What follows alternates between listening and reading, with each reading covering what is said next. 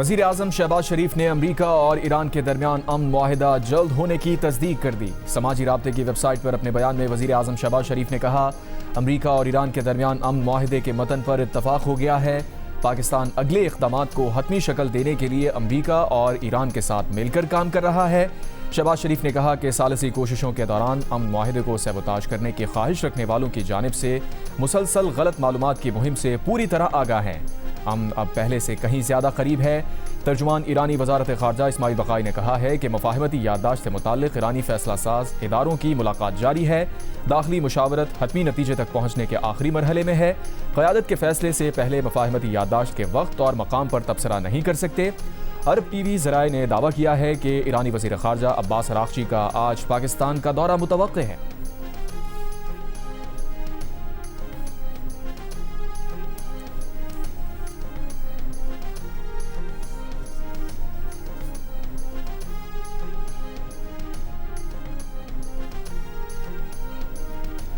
अमरीकी सदर ट्रंप ईरानी मीडिया में अमन मुआहिदे की तफसीलात सामने आने पर ईरान पर बरहम कहा, यह जाली हैं। ईरान ने जो शराइत मीडिया को लीक की उनका तहरीरी तौर पर तय पाने वाली शराइत से कोई ताल्लुक नहीं। साथ ही ईरानी वज़ीर ख़ारजा अब्बास अराग़ची का वो बयान अपने सोशल मीडिया पर पोस्ट कर दिया जिसमें ईरानी वज़ीर ख़ारजा ने कहा है कि इस्लामाबाद मफ़ाहमती याददाश्त पर इससे पहले कभी इतना करीबी इत्तफ़ाक़ नहीं हुआ था। इसी दौरान अमरीकी नायब सदर जेडी वैंस ने ईरान के मुंजमद असासे बहाल करने की तरदीद कर दी। कहा, सिर्फ मुआहिदा करने पर फंड्स रिलीज करने की बात दुरुस्त नहीं। डील ऐसी होगी जिसमें अमरीका और इत्तेहादियों के तमाम खदशात को दूर किया जाएगा। अगर ईरान ने खुद पर आयद शराइत पूरी कर दी तो ईरान और पूरे खित्ते के लिए रक़ूमात जारी कर दी जाएंगी।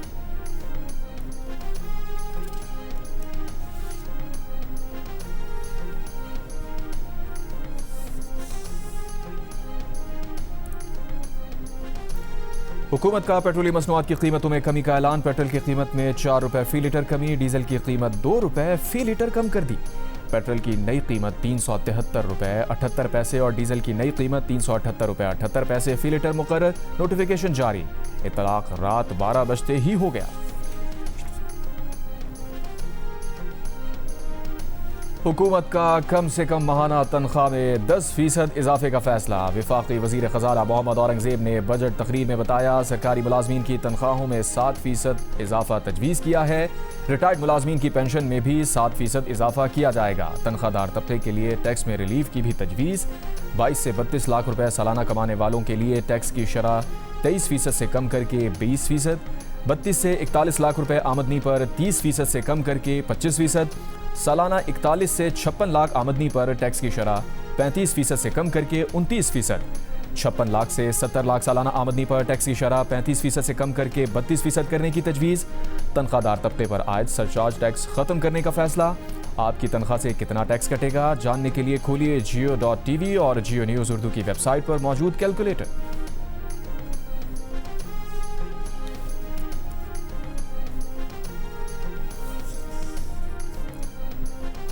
जायदाद खरीदारी पर फाइलर का टैक्स 2.5% से कम करके 1.25% कर दिया गया। जायदाद की फरोख्त पर फाइलर पर विदहोल्डिंग टैक्स 5.5% से कम करके 2.75% कर दिया गया। इंपोर्ट की जाने वाली गाड़ियों पर फेडरल एक्साइज ड्यूटी आयद करने का फैसला। 2 से 3,000 सीसी तक की SUVs पर भी फेडरल एक्साइज ड्यूटी आयद। 3,000 सीसी से बड़ी गाड़ियों पर फेडरल एक्साइज ड्यूटी में इजाफा किया जा रहा है। 2 करोड़ से महंगी इलेक्ट्रिक गाड़ी पर भी फेडरल एक्साइज ड्यूटी आयद करने की तजवीज़। इलेक्ट्रिक मोटरसाइकिल, रिक्शों और बसेस पर मौजूदा रियायती निज़ाम बरकरार रहेगा। दरामद किए जाने वाले इलेक्ट्रिक ट्रक्स पर 1% सेल्स टैक्स सहूलत की तजवीज़।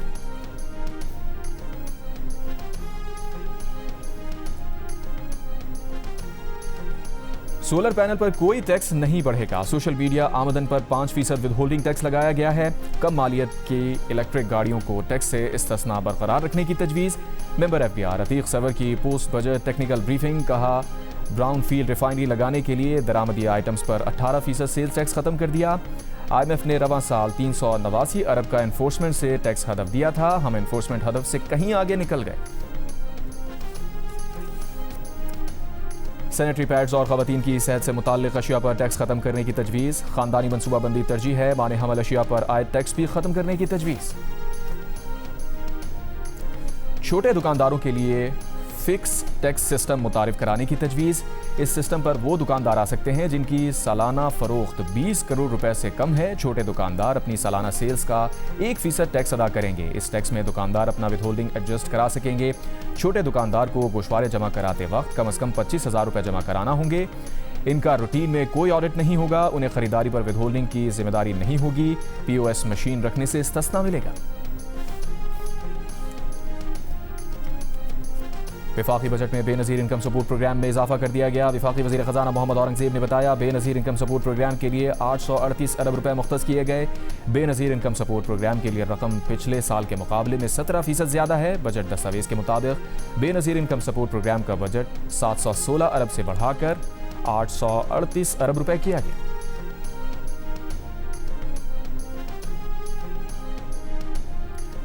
गैर मुल्की असासे रखने पर कैपिटल वैल्यू टैक्स खत्म करने की तजवीज़। वज़ीर ख़जाना ने कहा, ये टैक्स गैर मुल्की असासे ज़ाहिर करने की हौसला शिकनी का बाइस बन रहा था।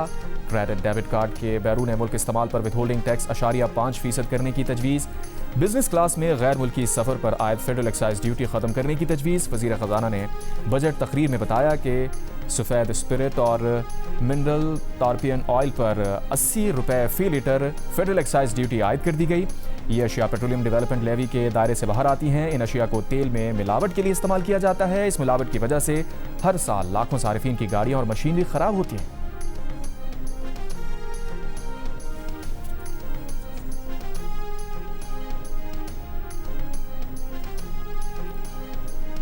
वज़ीर ख़जाना का बजट तकरीर में कैंसर और दीगर बीमारियों की अद्वियात की मकामी तैयारी में इस्तेमाल 100 से ज़ायद खाम माल पर कस्टम्स ड्यूटी मुकम्मल ख़त्म करने का ऐलान। वज़ीर ख़जाना ने कहा, ड्यूटी में कमी से बरामदी शोबे, केमिकल सेक्टर और छोटे कारोबार को इनपुट लागत में रिलीफ मिलेगा। IT बरामदात की आमदनी पर 0.25%। FTR की रियायत मजीद 3 साल यानी 30 जून 2029 तक जारी रखने की तजवीज़। एक्सपोर्ट पर एडवांस इनकम टैक्स और कम से कम टैक्स की मद में मजमूई तौर पर 2% टैक्स है। इसे कम करके 1.25% करने की तजवीज़ है, जो कि कम से कम टैक्स की मद में है।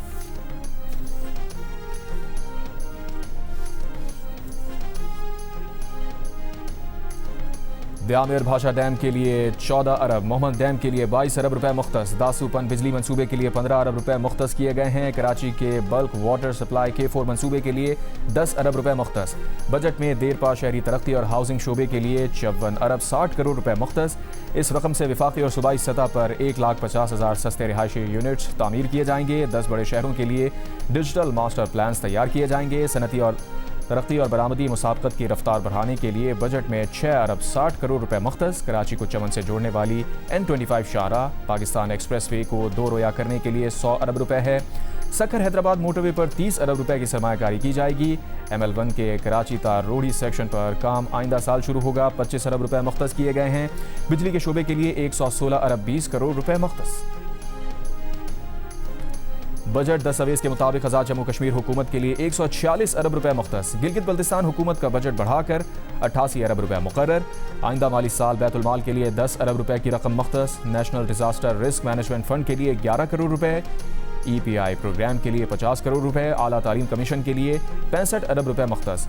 गरीब और सैलाब मुतासरा खानदानों की बहाली प्रोग्राम के लिए 50 करोड़ रुपए मुख्तस।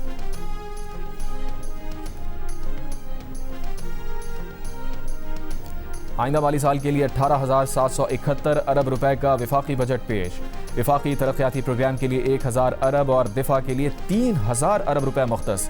बजट वफाकी वज़ीर ख़जाना मोहम्मद औरंगज़ेब ने पेश किया। बताया, कर्ज पर सूद की अदायगी के लिए 8,054 अरब रुपए और पेंशन अदायगियों के लिए 1169 अरब रुपए रखे गए हैं। टैक्स वसूली का हदफ 15,264 रुपए, जबकि नॉन टैक्स रेवेन्यू का हदफ 5,336 अरब रुपए है। हुकूमत अगले साल पेट्रोलियम लेवी की मद में 1,576 अरब रुपए वसूल करेगी।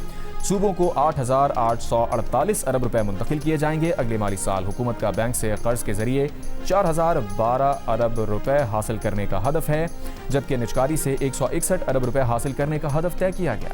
वज़ीर आज़म शहबाज शरीफ ने पीपल्स पार्टी को गिलगित बल्तिस्तान में हुकूमत बनाने की दावत दे दी। बिलावल भुट्टो का खैर मकदम शुक्रिया अदा करते हुए कहा, पीपल्स पार्टी की GB में अक्सरियत को तस्लीम करना जमहूरी रिवायत का तसलसल है। इत्तफाक राय के नतीजे में गवर्नर गिलगित बल्तिस्तान और डिप्टी स्पीकर नून लीग का होगा।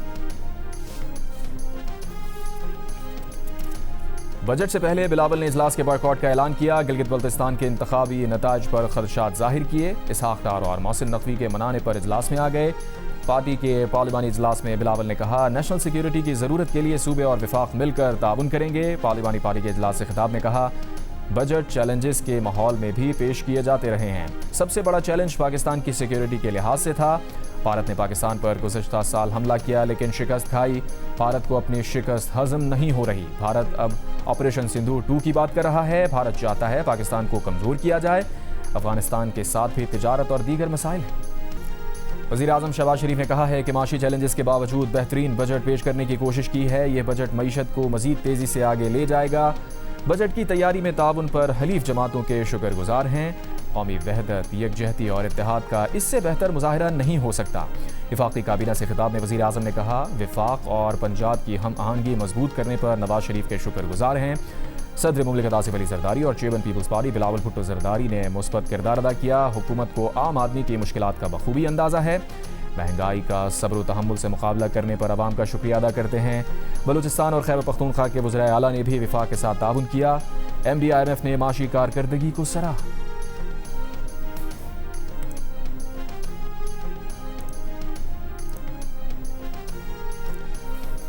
बजट इजलास के दौरान तहरीक इंसाफ के अरकान का एहतजाज, प्ले कार्ड्स और पोस्टर्स ऐवान में ले आए। वज़ीर ख़जाना की तकरीर के दौरान नारेबाजी। वज़ीर ख़जाना मोहम्मद औरंगज़ेब पर कागज़ उछाल दिए।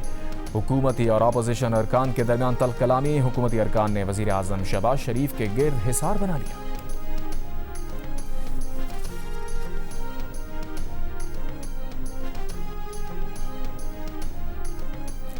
बजट से कबल MQM वफ्द के मुतालबात की मंजूरी के लिए वज़ीर आज़म से मुलाकात। सिंध में गवर्नरशिप के लिए बात आगे ना बढ़ सकी। ज़राए के मुताबिक हुकूमत ने कहा, अभी तो गवर्नर सिंध के मामलात मुकम्मल हो चुके, आइंदा वक्त आने पर यह मामला देखेंगे। वज़ीर आज़म ने कराची के लिए 20 अरब और हैदराबाद के लिए 5 अरब के तरक्याती पैकेज की हामी भर ली।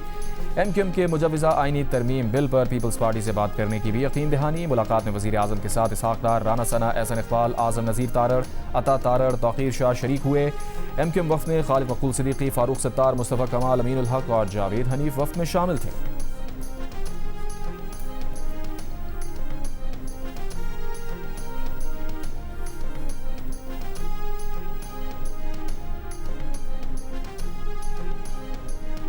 आज़ाद कश्मीर हेलीकॉप्टर हादसे में शहीद कर्नल अमजद लतीफ़ की नमाज जनाजा गुजरांवाला में अदा कर दी गई। नमाज जनाजा में सिविल, अस्करी हुक्काम और अहले इलाका की शिरकत। शहीद कर्नल अमजद लतीफ़ को फौजी एजाज़ के साथ मकामी कब्रिस्तान में सुपुर्द खाक कर दिया गया।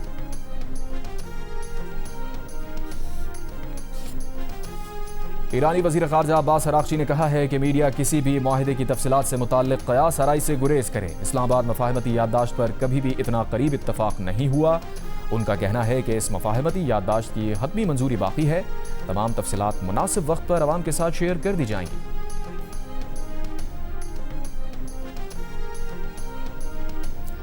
आबनाए हुर्मुज़ दोबारा खोलने से मुताल्लिक़ अमरीका और ईरान मुआहिदे के करीब पहुंच गए। आइंदा हफ्ते जनीवा में G7 सरबराही इजलास के मौके पर अहम पेशरफ्त मुतवक्के। G7 के सीनियर अहदेदारान के हवाले से ब्लूमबर्ग की रिपोर्ट के मुताबिक सीनियर ईरानी अहदेदार ने इंदिया दिया है कि मुआहिदे के इम्कानात रोशन हैं। इब्तदा में ये मुआहिदा हतमी मुआहिदे के बजाय मफाहमती याददाश्त की शक्ल में हो सकता है। G7 सरबराही इजलास 15 से 17 जून तक फ्रांस के शहर एवान में मुनक्किद होगा।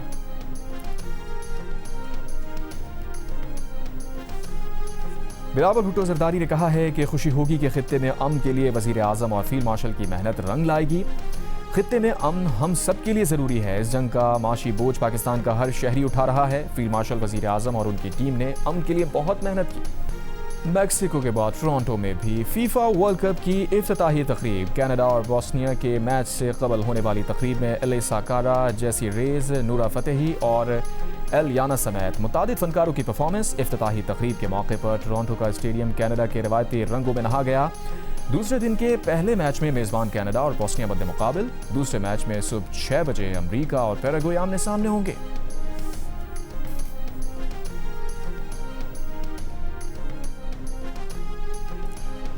अमेरिका के खरबपति इलॉन मस्क ने आलमी तारीख के पहले ट्रिलियनेयर होने का एजाज हासिल कर लिया।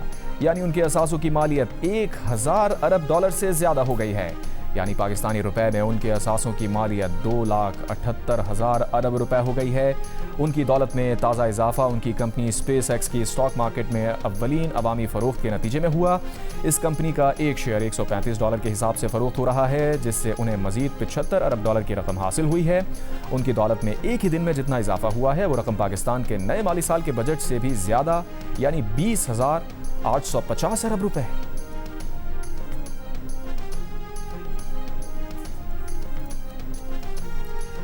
पंजाब में मैस ट्रांजिट सिस्टम के तहत चलने वाली तमाम ट्रांसपोर्ट पर मुफ्त किराए की सहूलत खत्म कर दी गई। इंचार्ज मास ट्रांजिट अथॉरिटी के मुताबिक ऑरेंज लाइन, मेट्रो और स्पीडो बस सर्विस में आज से किराए वसूल किए जाएंगे।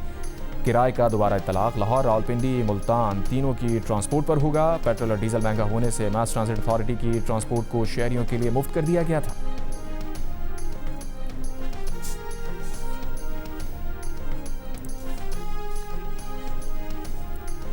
वज़ीर आला खैबर पख्तूनख्वा का कालाम रोड का मंसूबा मुकम्मल करने का मुतालबा। वफाकी वज़ीर को ख़त लिख दिया। कहा N95 कालाम रोड 2022 के सैलाब में 7 मुख्तलिफ मकामात पर शदीद मुतासिर हुई।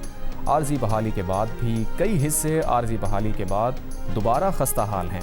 अगर विफाक को माली या इंतज़ामी रुकावट दरपेश हो तो NOC जारी किया जाए। खैबर पख्तूनख्वा हुकूमत अपने वसाइल से काम मुकम्मल करेगी।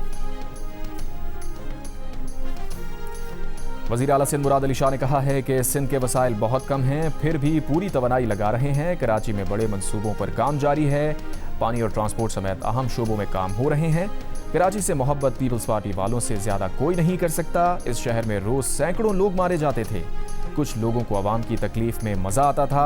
वज़ीर आला सिंध का कहना था कि गिलगित बल्तिस्तान में पीपल्स पार्टी को हुकूमत वहाँ के लोगों ने दी है। पीपल्स पार्टी सबसे बड़ी जमात बनकर सामने आई।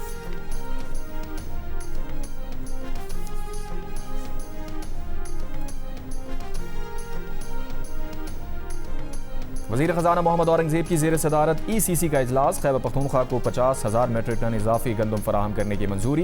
खैबर पख्तूनख्वा को गंदम 4,150 रुपये फ़ी किलोग्राम के हिसाब से फराहम की जाएगी। वज़ारत इत्तलात के लिए 2,67 करोड़ रुपए से ज़ायद तकनीकी ज़िमनी ग्रांट मंजूर। अवामी आगाही मुहिम्मात और तशहीरी सरगर्मियों के लिए फ़ंड्स फराहम किए जाएंगे।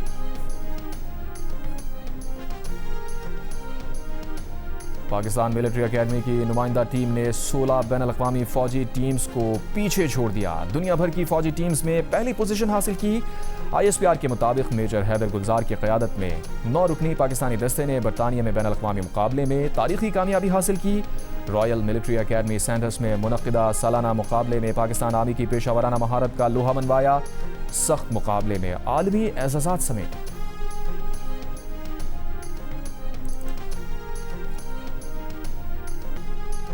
खैबर पख्तूनख्वा और पंजाब के मुख्तलिफ अजला में आंधी और तेज़ बारिश। बन्नू में मूसलाधार बारिश के दौरान 3 अफराद जाँ बहक। डेरा इस्माइल खान में तेज़ बारिश से नदी नालों में तुग़यानी। लाहौर, फैसलाबाद, झंग, चनियोट, सियालकोट समेत दीगर इलाकों में बारिश। कई इलाकों में बिजली की फराहमी मुअत्तल। तेज़ हवाओं से कई मकामात पर दरख्त और सोलर पैनल उखड़ गए। मुख्तलिफ हादसात में 20 से ज़्यादा अफराद ज़ख्मी। जनूबी वज़ीरिस्तान लोअर की तहसील बरमल में बारिश और ज़ालाबारी।